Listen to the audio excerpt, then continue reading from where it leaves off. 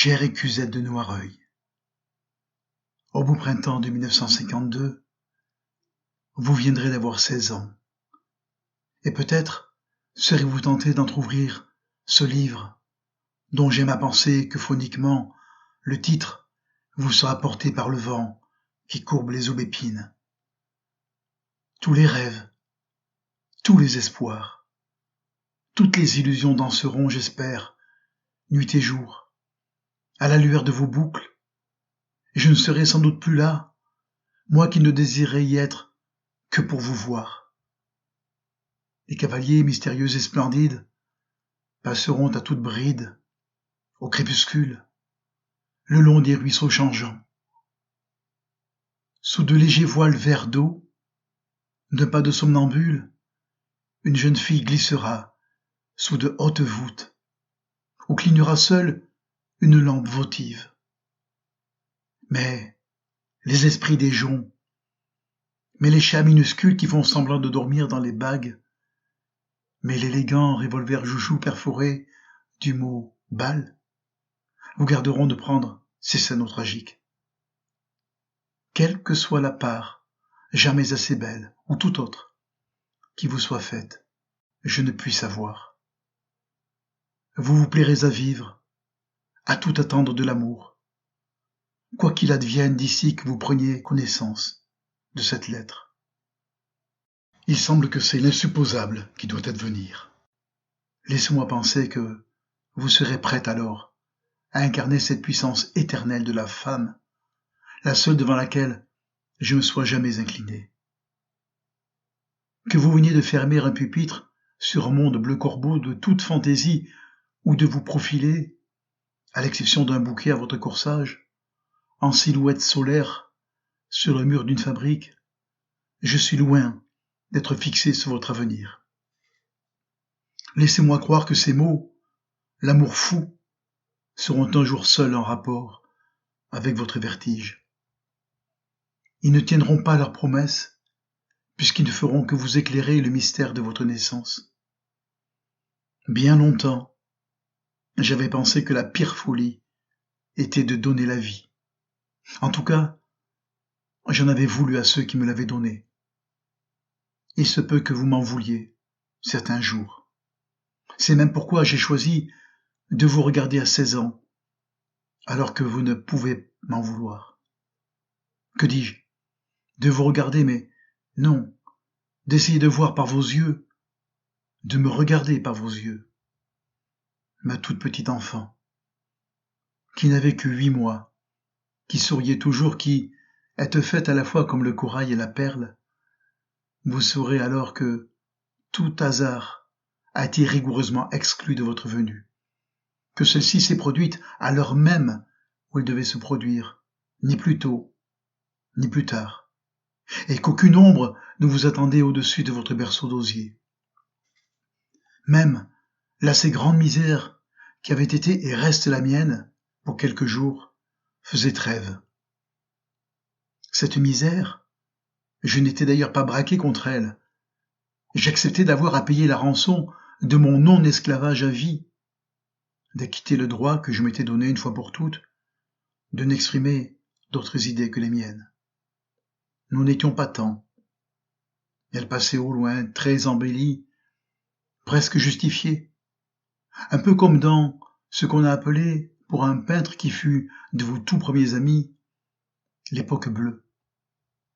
Elle apparaissait comme la conséquence à peu près inévitable de mon refus d'en passer par, ou presque, tous les autres en passaient, qu'ils fussent dans un camp ou dans un autre.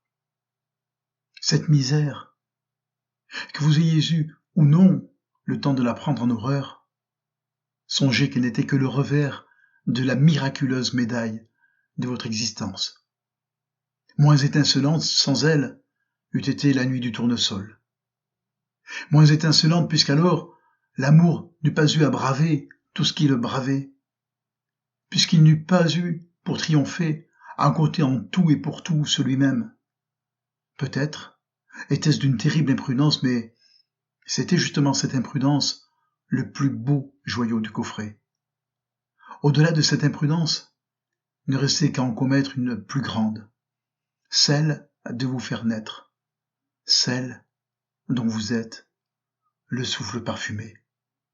Il fallait qu'au moins de l'une à l'autre, une corde magique fût tendue à se rompre au-dessus du précipice, pour que la beauté allât vous cueillir comme une impossible fleur aérienne, en s'aidant de son seul balancier.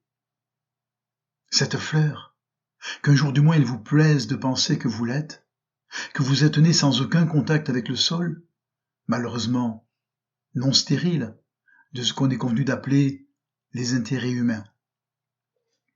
Vous êtes issu du seul miroitement de ce qui fut assez tard pour moi l'aboutissement de la poésie à laquelle je m'étais voué dans ma jeunesse, de la poésie que j'ai continué à servir, au mépris de tout ce qui n'est pas elle. Vous vous êtes trouvé là, comme par enchantement.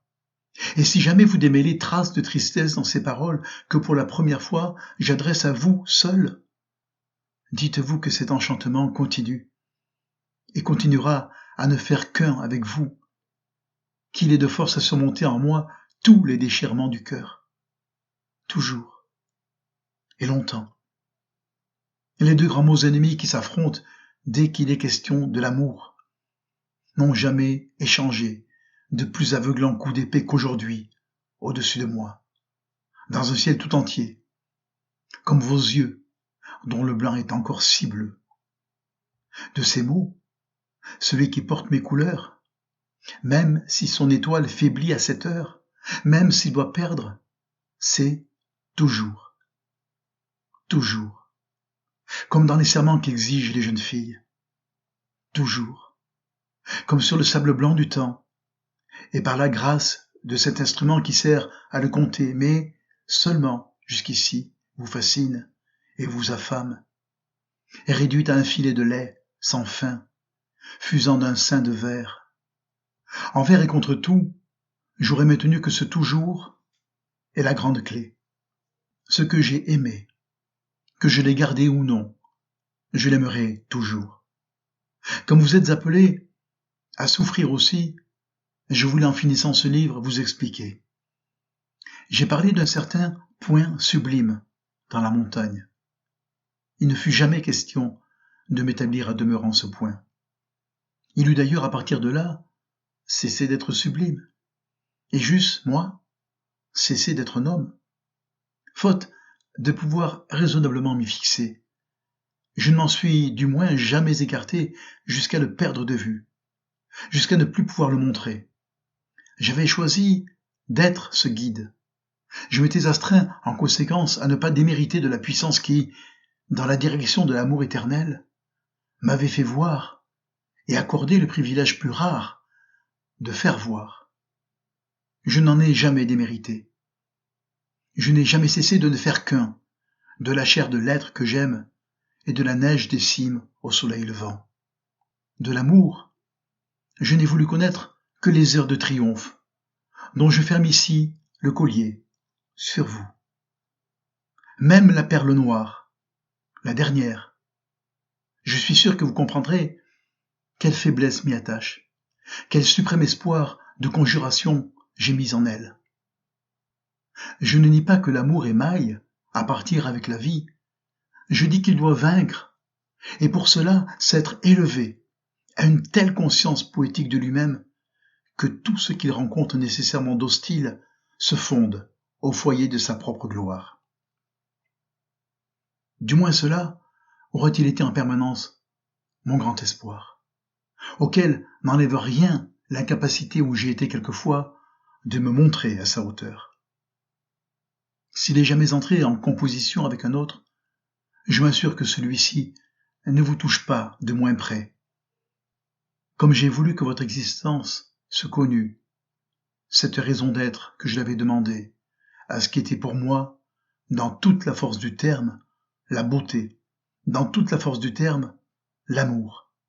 Le nom que je vous donne en haut de cette lettre ne me rend pas seulement, sous sa forme anagrammatique, un conte charmant de votre aspect actuel, puisque, bien après l'avoir inventé pour vous, je me suis aperçu que les mots qui le composent, page 66 de ce livre, m'avaient servi à caractériser l'aspect même qu'avait pris pour moi l'amour. Ce doit être cela la ressemblance.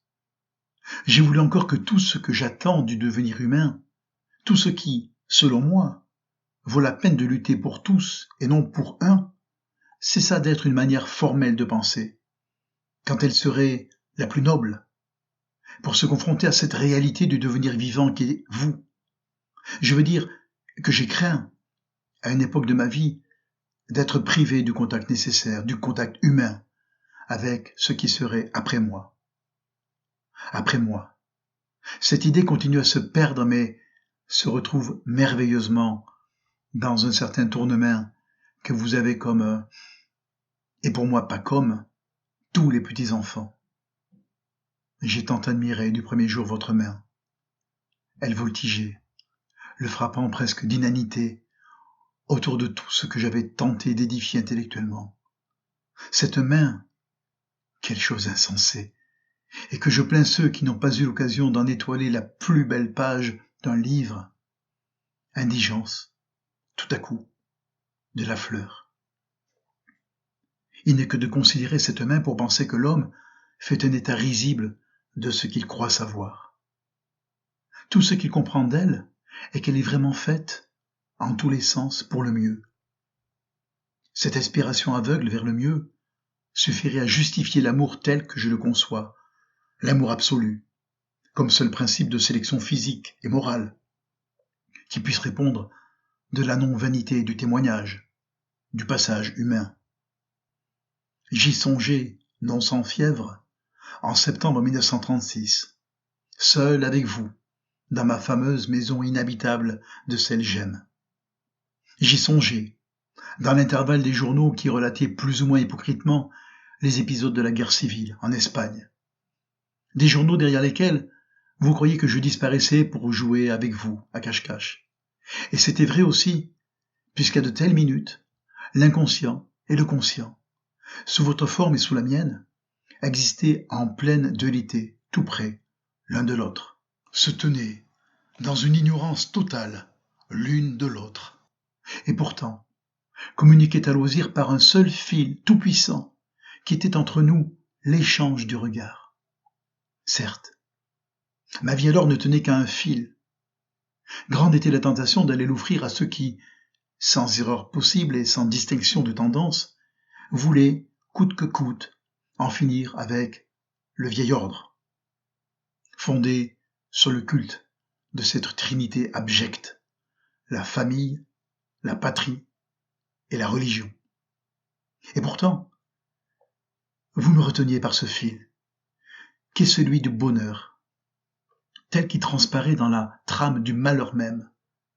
J'aimais en vous tous les petits-enfants des miliciens d'Espagne, pareils à ceux que j'avais vus courir nus dans les faubourgs de Poivre de Santa Cruz de Tenerife. Puisse le sacrifice de tant de vies humaines en faire un jour des êtres heureux. Et pourtant, je ne me sentais pas le courage de vous exposer avec moi pour aider à ce que cela fût. Qu'avant tout, l'idée de famille rentre sous terre. Si j'ai aimé en vous l'accomplissement de la nécessité naturelle, c'est dans la mesure exacte où en votre personne, elle n'a fait qu'une, avec ce qui était pour moi la nécessité humaine, la nécessité logique, et que la conciliation de ces deux nécessités m'est toujours apparue comme la seule merveille à portée de l'homme, comme la seule chance qu'il ait d'échapper de loin en loin à la méchanceté de sa condition. Vous êtes passé du non-être à l'être, en vertu d'un de ces accords réalisés, qui sont les seuls pour lesquels il m'a plu d'avoir une oreille. Vous étiez donné comme possible, comme certaine, au moment même où, dans l'amour le plus sûr de lui, un homme et une femme, vous voulez. M'éloigner de vous, il m'importait trop, par exemple, de vous entendre un jour répondre, en toute innocence, à ces questions insidieuses que des grandes personnes posent aux enfants. Avec quoi on pense? On souffre. Comment on a su son nom au soleil? D'où ça vient la nuit? Comme si elle pouvait le dire elle-même. Étant pour moi la créature humaine dans son authenticité parfaite, vous deviez, contre toute vraisemblance, me l'apprendre. Et je vous souhaite d'être follement aimé.